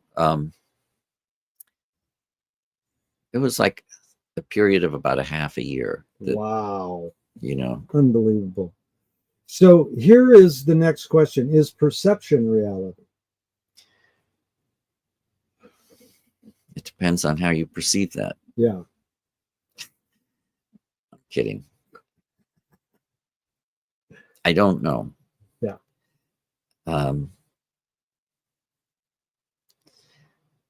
Perception is one of those words that I'd rather imagine somebody else perceiving something than myself. Yeah. Because my reality is changing all the time, and my perception's probably changing all the time. So I don't even know if I've ever arrived at the point to know what my perception is. Yeah.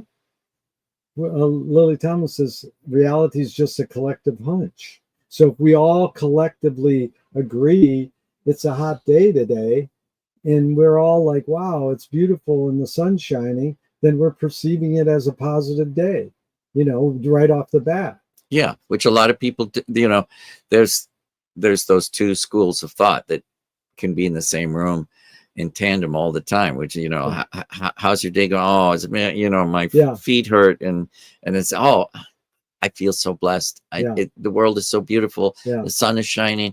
And then, what are you talking about? There was just a cloud that passed over, So Okay. Perception is something, our moods change, everything is changing all the time. I don't know, but I like the idea that I might someday be able to perceive something. Yeah, that's good. That's a positive attitude. Now, you were talking about this education idea, and we were talking about is there a difference between entertainment and education? Like, I go to a John Zorn concert. You said that. Not yeah, me, no, I mean, I like that. I brought it up, but I like but the it's idea. sort of like, you can go to John Zorn concert and learn a lot about music, or you can go, man, I chilled out and I was entertained. So those two E words are interesting to tackle. My question to you, Greg, is at what point in your life did you dig into being into crystals, or whatever the word is, rocks? I mean, did it start young and then it has become something that you do with a card table, right? You put them out and people buy your crystals.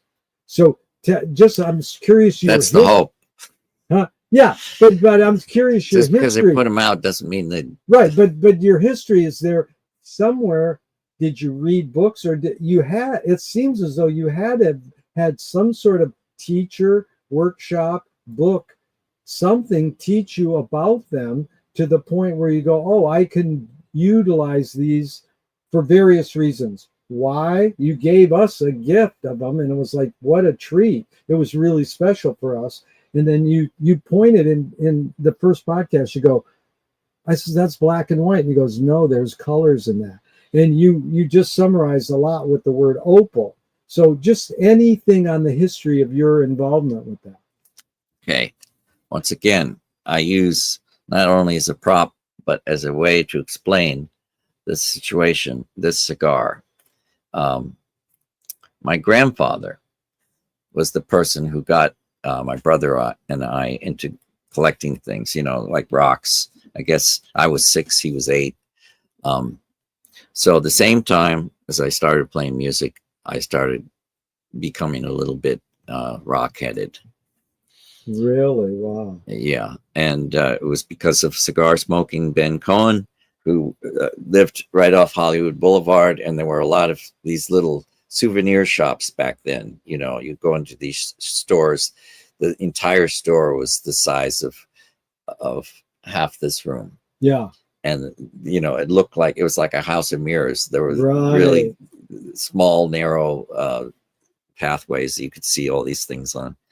And I remember getting this little gem kit, it had like 20 different stones in it, and it had a glass cover. And oh, gem kit. That's what they were called back then, gems. Well, gems are when they're faceted. Say it again. When you facet a stone. Oh, when you facet it onto something. It's also used as a way to describe something that's very lustrous. You can say it's gemmy, but really a gem is usually reserved for a like a faceted diamond or a ruby or something like that. Whereas a mineral, or what people now call crystals, is a unfaceted or unworked crystalline structure, rock, So that's what you gave us. These are crystals, right? Yeah. So this one that he just brought out, that's a tourmaline, and it's in a matrix of feldspar. And it's a pretty cool piece. It's from the area known as Astak Nala. In what country? In Pakistan.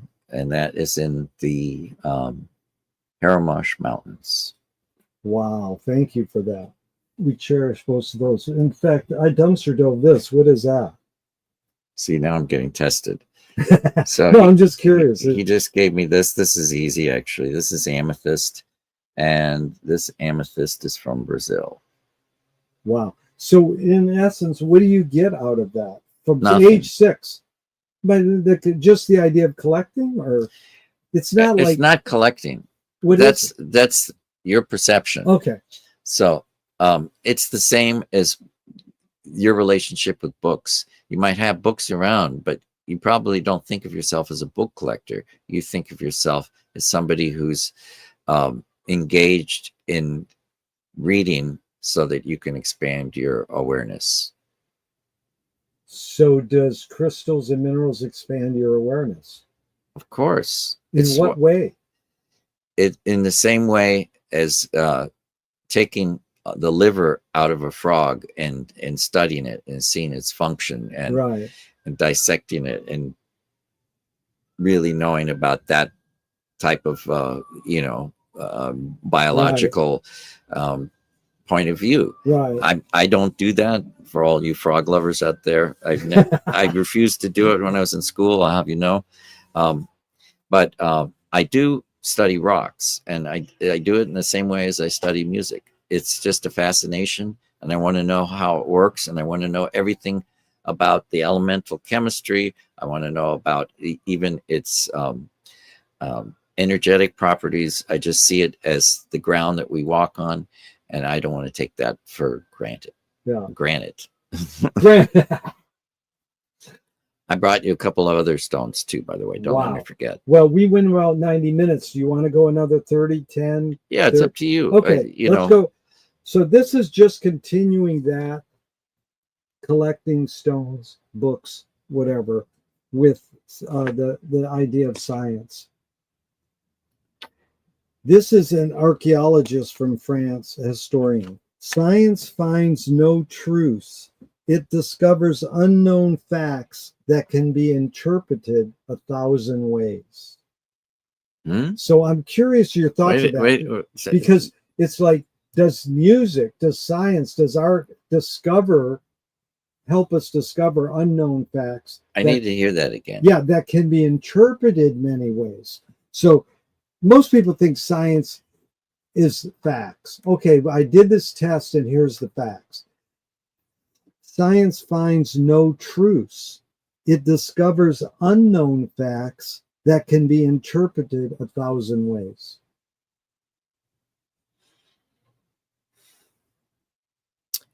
I would like that statement a lot more if words had never been invented. That is a total Finneganese. There's no content in Finnegan's Wake. There's no words. It's just sounds. But he's telling you that if you pronounce these words out loud, it's like a jazz solo. And so don't think they're words. So that's why people go, I hear the musicality in this book, and they really love it because we speak kind of musically.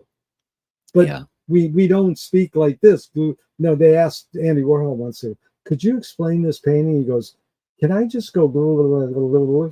And then the interviewer goes, yeah. So he goes, blah, blah, blah, blah, blah. Which is, there's no words there. There's sounds. But usually when we're exchanging verbal language, there's both sounds and sounds that make sense to a point.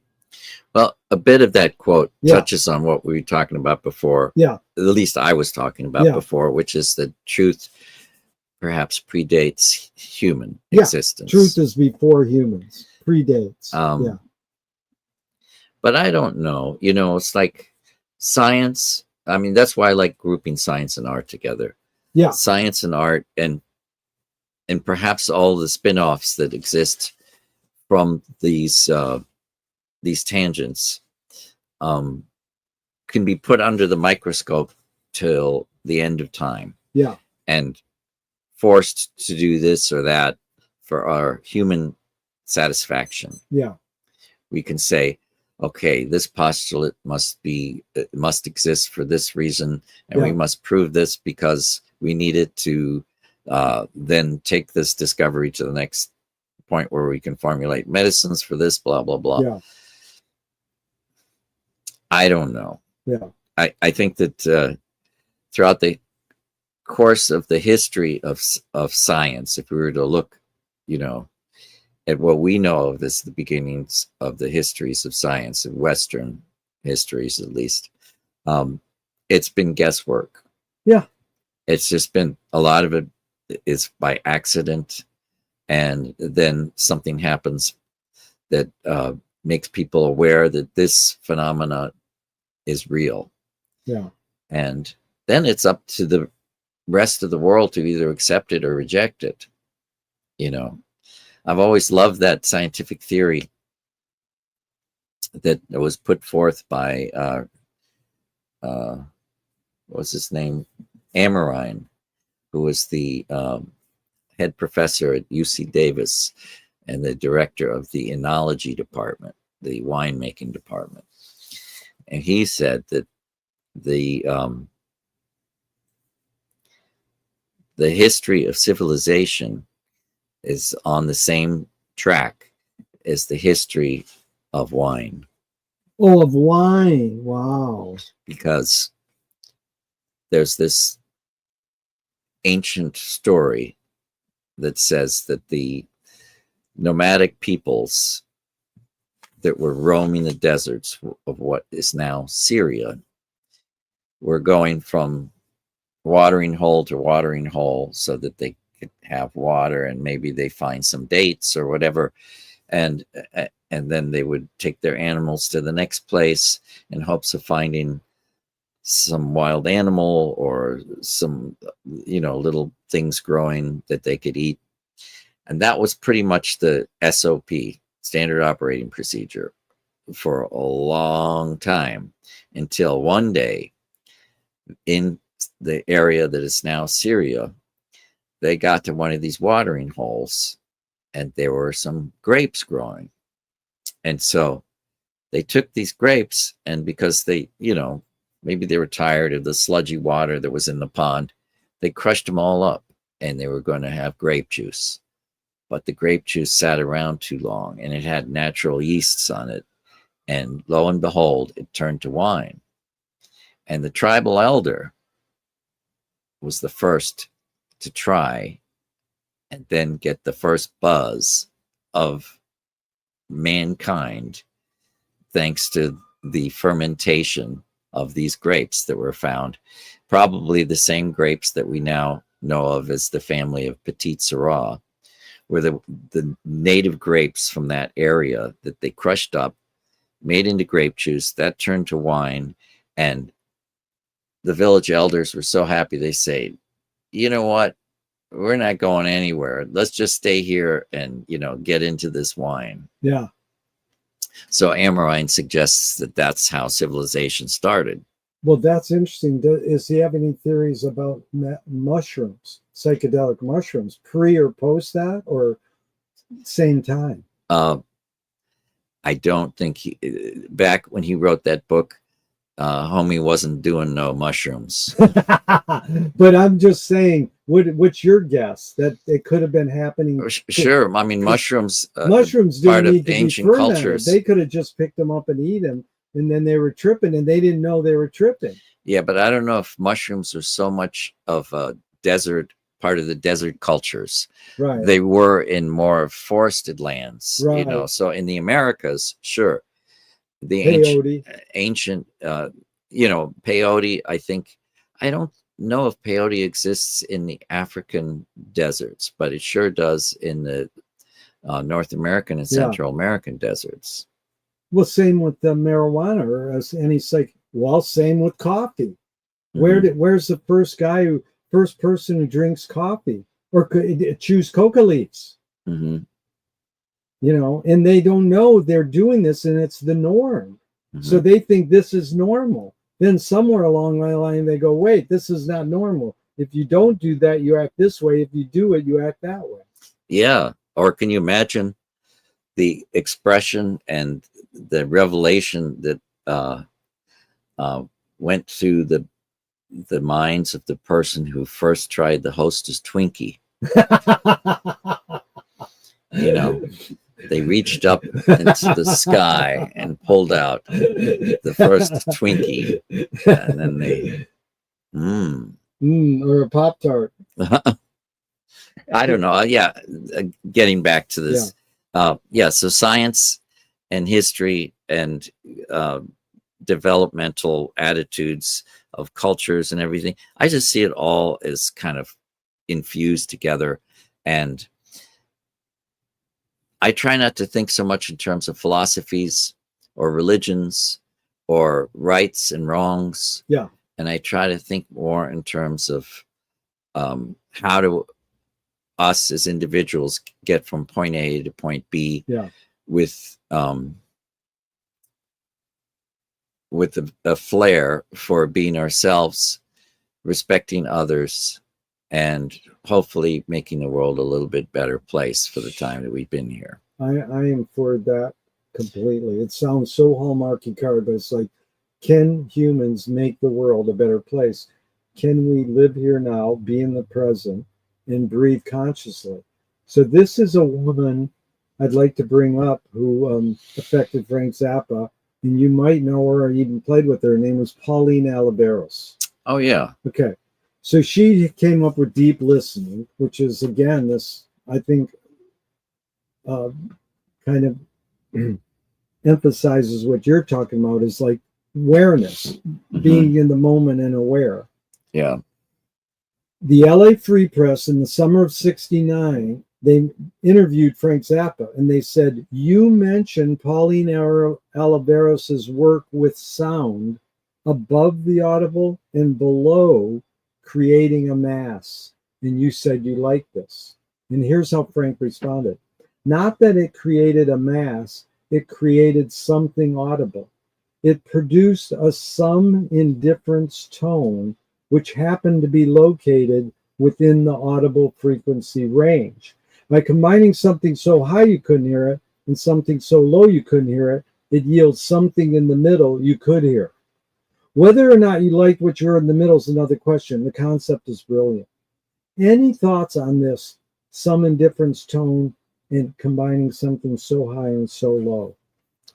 Sure. I mean, Pauline Oliveros, one of the great explorers in not just electronic music, but in music in general. Yeah. A member of the original San Francisco tape scene. Yes. And a member of the great artists that hung out at Mills College. Yes. A collaborator with many of our finest artists today. She collaborated with Morton Subotnick, Ramon Sender, and many of the people who helped pioneer electronic music at that San Francisco Tape Center. They were all interested in the thresholds of audible sound. Yeah. Not just what we could hear, you know, the difference between what a dog could hear and a human could hear, but also what that sound would create, what the tendency or emotion that sound would create would be. And I got to know Ramon Sender in, I guess it was 71 or 72.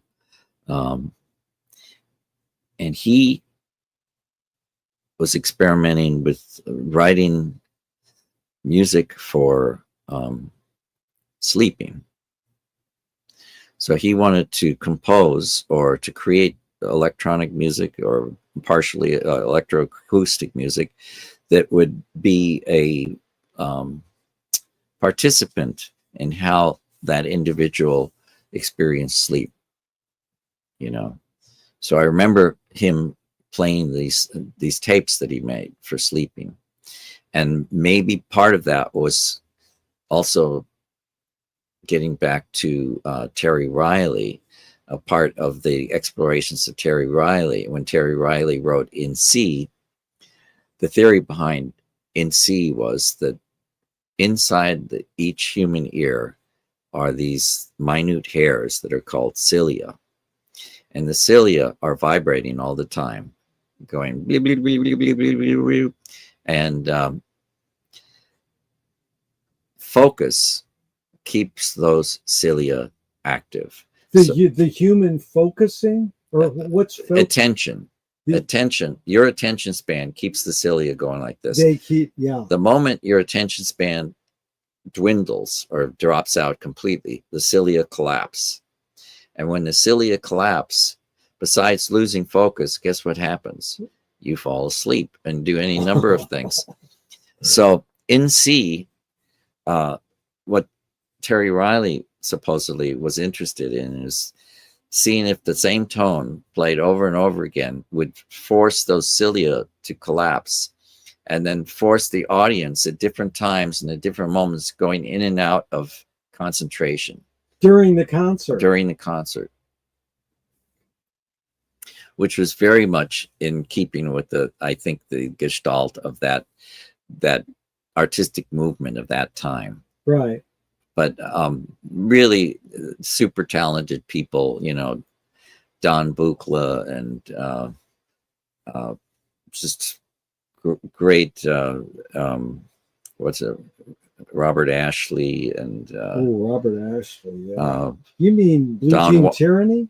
Yeah, Tyranny and Blue Jean Tyranny. Is that Robert Ashley? No, Robert Ashley was somebody else. I'm sorry. Yeah. And what was the other guys? Oh well, there was a. Do you know Blue Jean Tyranny? Sure. Did you know him personally, or you played with him? No. Yeah. Anyways, I interviewed him. Amazing guy. And so that's funny because what you just said, and it's back to Frank saying, you know, what Pauline reemphasizes in Pauline, it's something so high, something so low, something so in the middle that it created a mass. That's what she said. He said it created something. And they say, someone explained it to me once this way, is that's how they make air conditioning machines. They have this sound that's high and low, so it cancels it out, so you don't hear the sound all the time. Mm-hmm. I don't know if that's true, but it was interesting how this thing about so high and so low. Because when you said dogs, I grew up, and for some reason I learned if I go like this, you couldn't hear that. But if I do it in front of a dog, he goes like that. So Yeah. I think there's something on Maybe the dog just likes the funny face you make. That could be. And so Harry Smith Mm-hmm. learned from Bruno, the Mhm. guy they burn at the stake, that the purpose of cinema is to put you to sleep. So Yoko Ono says, if you dream a dream alone, it's a dream. If you dream a dream with other people, it's reality. So Yeah. when we go to cinema, we think it's real because we're dreaming a dream collectively. So it's almost like what Harry was doing in film, they were doing in music. Like, how can we, you know? Sure, it's seeing what's going on inside our perception or Yeah. our ability to take everything in and organize it in our structures, our systems. I don't think that Pauline Oliveros was the first to think about taking something very high and taking something very low and seeing the resultant effect in the middle. Yeah. I mean, like there's that wonderful moment in Mahler's 10th Symphony where you have this divergent super low and super high that is coming towards the middle. That's one of the most for me emotional and just cosmic events in music. It's amazing. It's back to my friends saying the function of music is to hypnotize people to be themselves. Mm-hmm.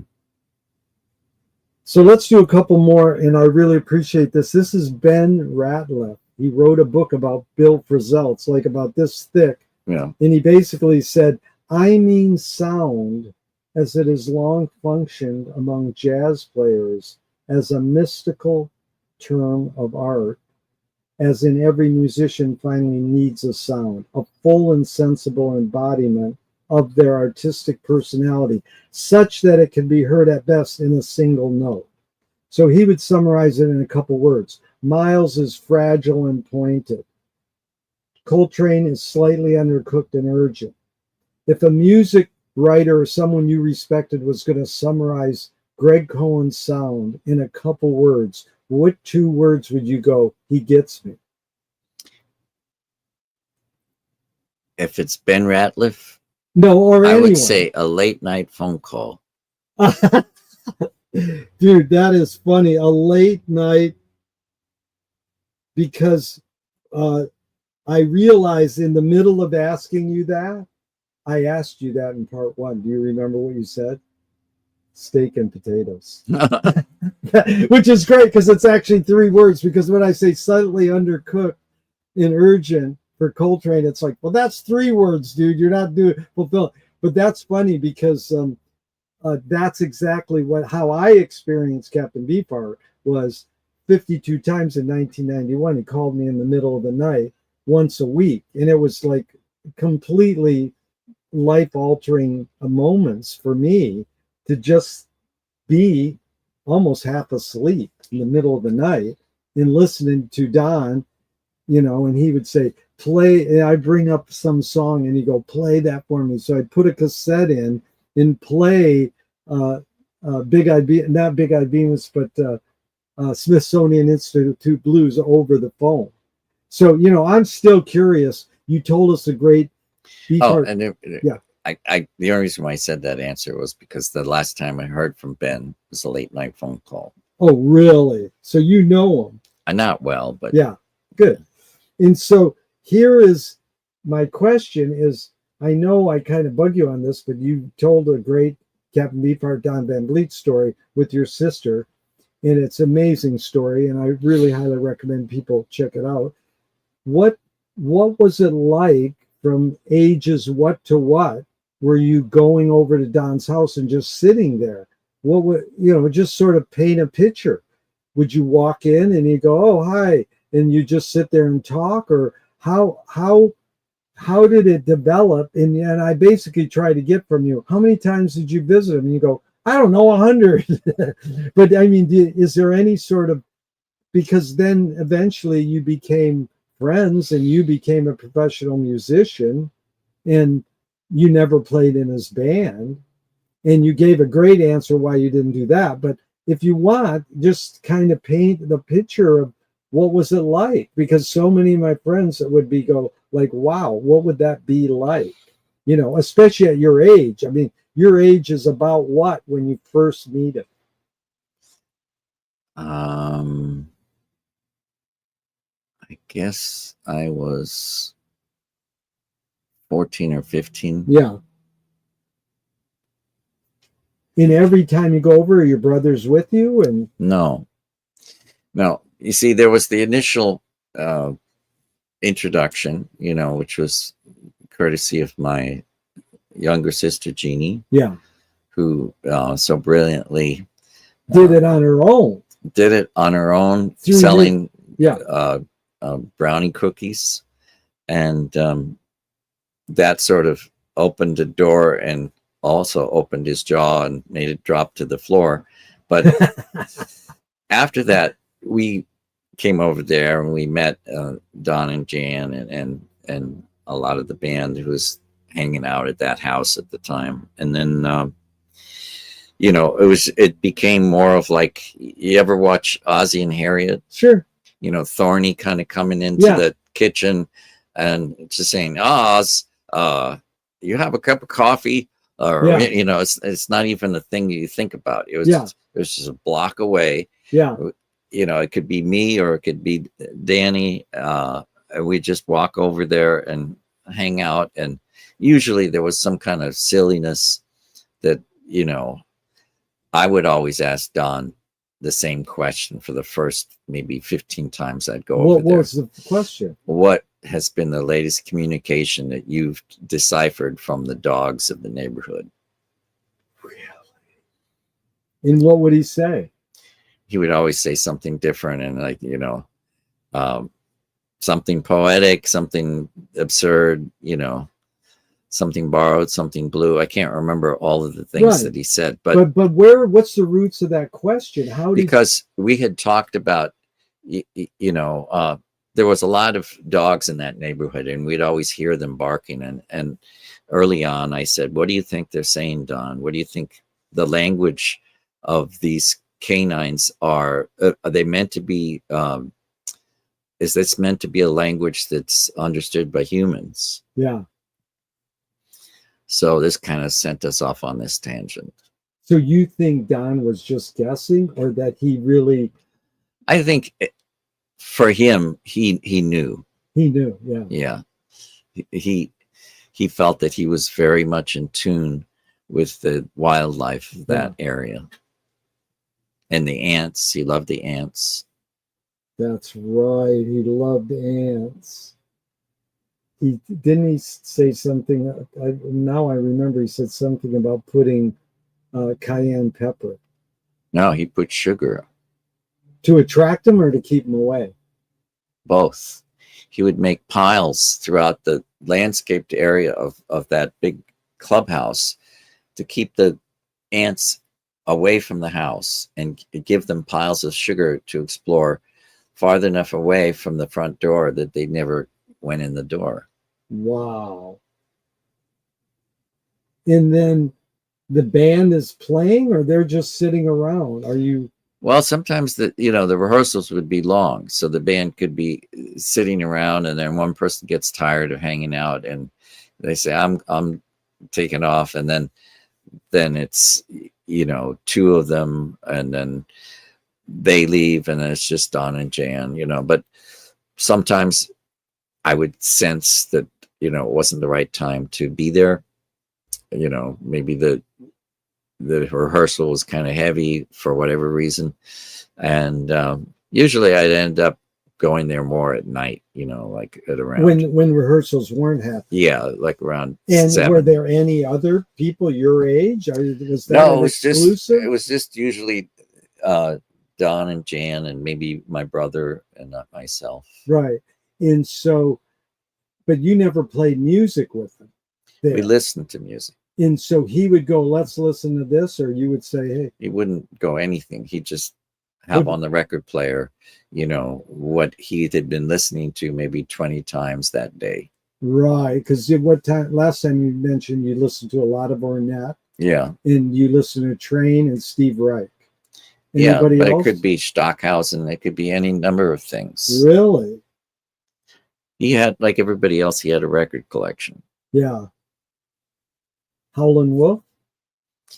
I don't remember ever hearing Howlin' Wolf at his place. Yeah. But I'm sure there was a bit of that. Yeah. Amazing.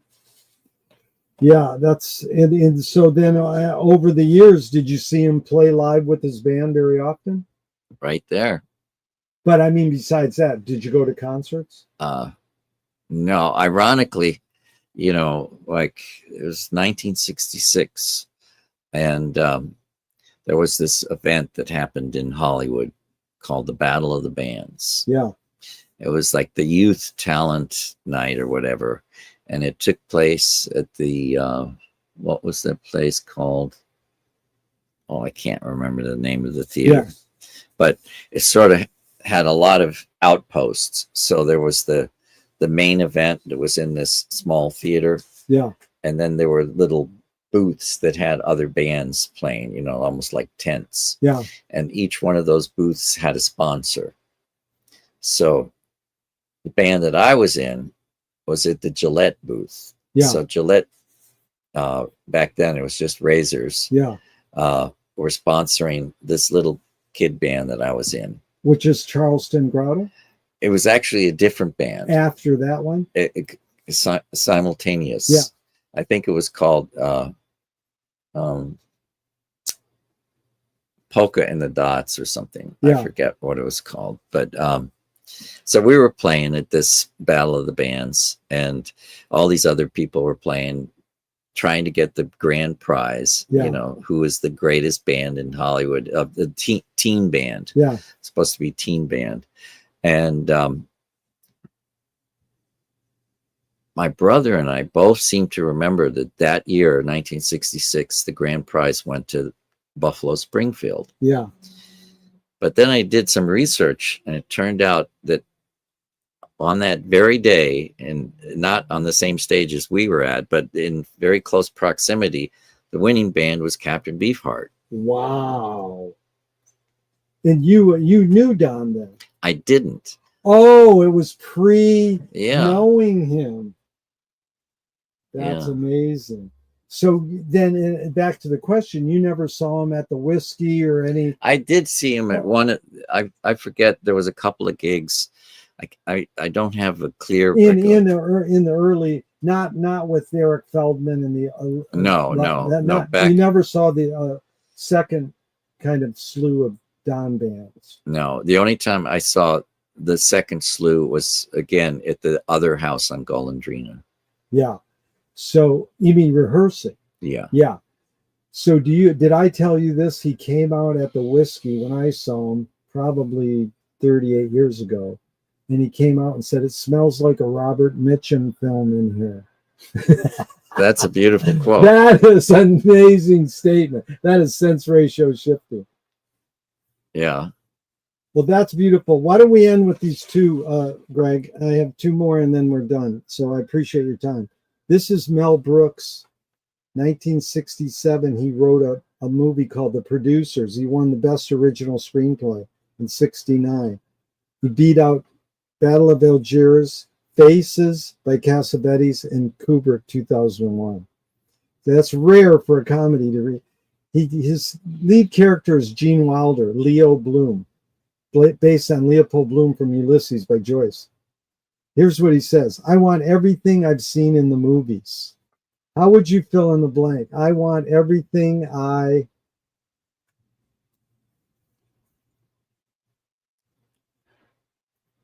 Am I still at the movies or? No, it's you can go wherever you want. He says that I want everything I've seen in the movie. Oh, in other words, so you're just saying so I want everything I fill in the blank. Yeah, the candy store for him is the movies. Yeah, that's a good way to put it. Yeah.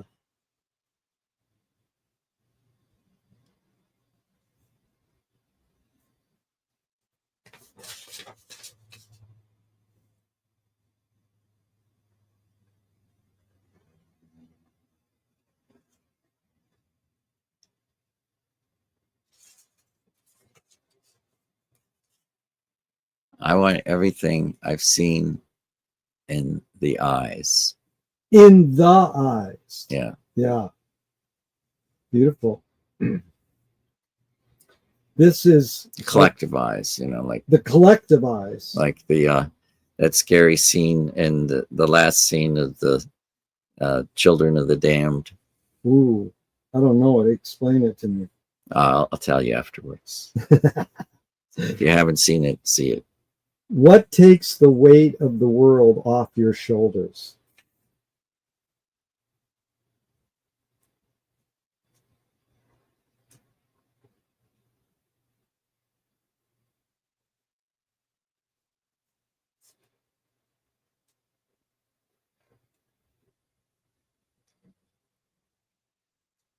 Well, I'll be honest here.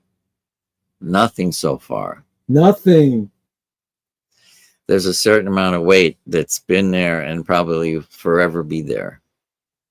Yeah, but do you think humans are hardwired for completeness or incompleteness? Like, do we want things to resolve, or in essence, we don't want things to resolve? I know it's a stupid false dichotomy, I mean, but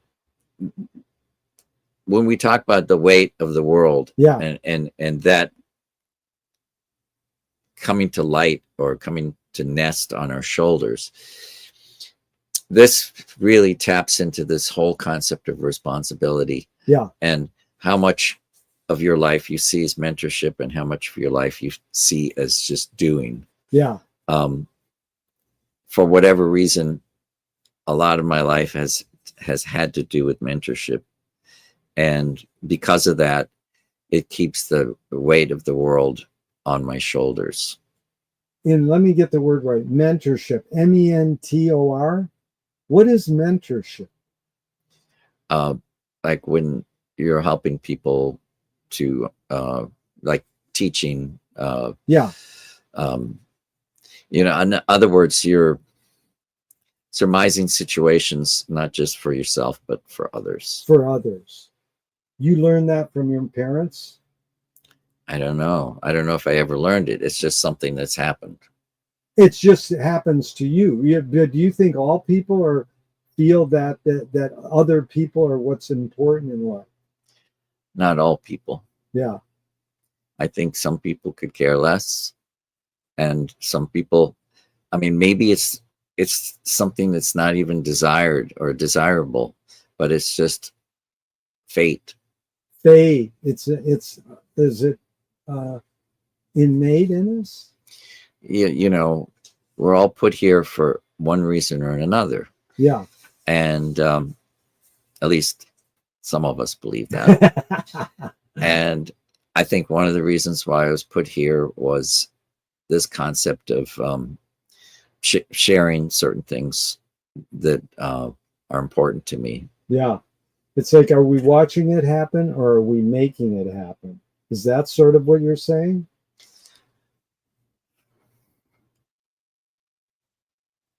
I guess what I'm saying is I'm hoping that for others that it will happen. Yeah. Yeah. I know it's going to happen for me to a certain extent because it's just always been what I've done. Right. You don't know anything else. Is that what you're saying? I know. Or you learned that. I know other things. I Right. know, you know, like washing dishes and working in a factory and all this stuff and doing things just, you know, backbreaking work for, you know, like a few dollars. I know that too. But I know that from the perspective of being an artist, that somehow I always had a certain amount of ability to express myself. Yeah. And the older I get, the more I realize that it's not something that dries up and fades away. Right. It's just there. It's part of the wiring, the hard wiring. Yeah. And for that, I can relax and accept it. That is good. But when you talk about weight of the world, I'm not so much worried about myself or my existence as I am about this world that I'm a part of. The collective. Yeah. You know, it's I'd really love to do a part 3, and this is how I usually end the whole interview, but it's appropriate to just bring this up if you don't mind. It is first question I ask is, what's the best thing for a human being? Wilhelm Reich said the best thing for a human being is another human being. The last question I usually ask is, what gives you the most optimism? It's the question they asked Groucho Marx at the end of his life. And he said, other people. Mm-hmm. So, I mean, is that what you're saying? What gives you the most optimism is other people? Well, it's definitely right up there. Yeah. I wouldn't say that it has to just be people. Right. I would say life gives me the most yeah. optimism. Yeah. Sometimes I feel more optimistic looking at a cat or a dolphin than I do looking at some human being that makes me feel bad about everything. You know, so, but life makes me feel optimistic. Yeah. Yeah. That's beautiful. McLuhan was asked, are you more an optimist or more a pessimist? He says, I'm an apocalypse. We're fucked. He didn't use the word fuck, but he was saying apocalypse etymologically breaks down to the word to reveal. So that's what the atomic dog, Toto in Wizard of Oz, is just pulling the curtain back saying, hey, that's what's happening behind the curtain. Let's explore that. Mm-hmm. What's behind, you know, the inside and the outside. Mm-hmm. You know. And our government is saying, please ignore the man behind the curtain. the emperor's not wearing any clothes, and maybe he's there's a lot more to that clothing. Anyways, Greg Cohen, that was really fun, and I appreciate your time and energy. And even though I'm going to hit this end broadcast button now, I hope this never ends, and we can keep smoking cigars. Came out of garbage cans forever and ever. Thank you so much. It was a good year in El Segundo.